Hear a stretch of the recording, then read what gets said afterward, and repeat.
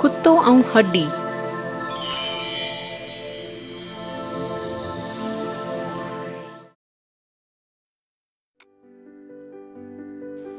हिक वक्त ते हिक शहर में हिकिड़ो रस्ते जो कुत्तो हुयो।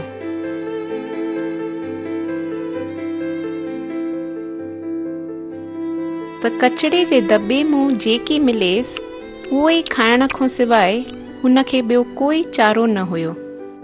सभई पंहिंजे दर तों हुन कुत्ते खे हमेशा भॼाईंदा हुया।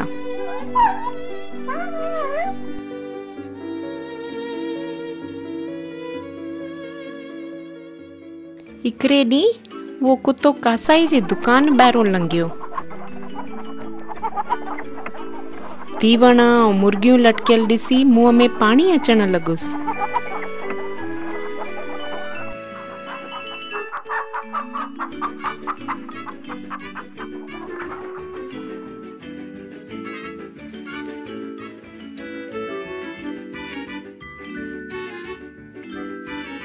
ख़शबे बि ॾाढी पई अचेसि तो कुत्तो दुकान पुठियों वञी कचड़े में ॻोल्हण लॻियो।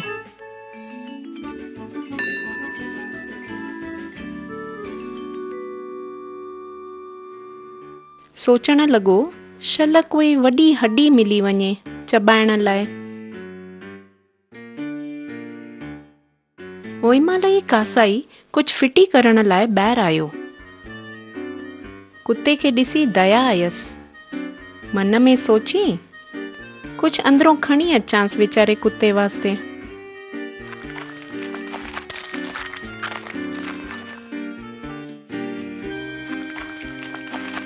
दुकान मां हिकिड़ी वॾी हड्डी खणी अची चयांसि,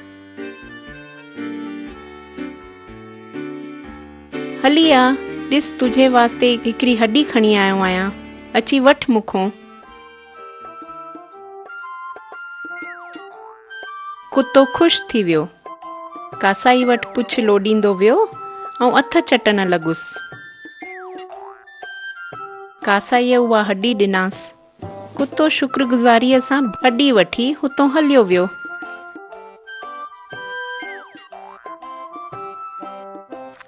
ॾंदनि जे विच में हड्डीअ खे ज़ोर सां पकिड़े जंगल जे पासे वञण लॻो।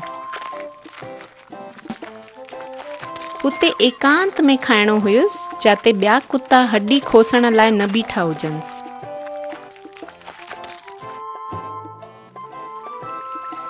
जंगल में वञण लाइ कुत्ते खे हिकु नंढो तलाउ पार करणो हुयो।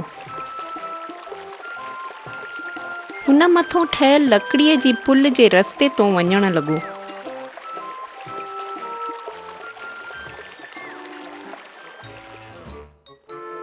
मथों पाणीअ में पंहिंजी परछाई नज़र आयसि।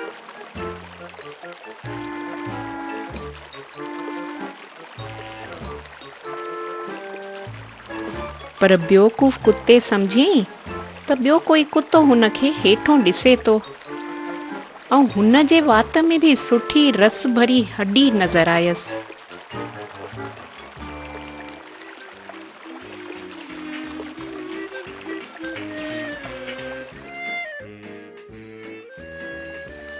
त ॿिए कुत्ते जे हड्डीअ वास्ते भी ललचाइण लॻो। हुनखे भी हासिल करण जे वीचार सां पंहिंजो हड्डो हेठि रखियईं। उहो हड्डो वञी पाणीअ में किरी पियुसि। लालची कुत्तो पंहिंजी परछाईअ खे ॾिसंदो रहिजी वियो।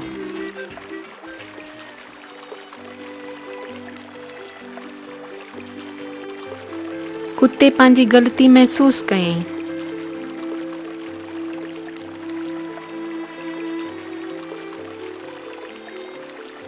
हड्डी गवाइण लाइ दुखी थी पाण खे चयईं, इहो मुंहिंजे लाइ हिकिड़ो सबक़ु हुयो, लालच कॾहिं न कजे।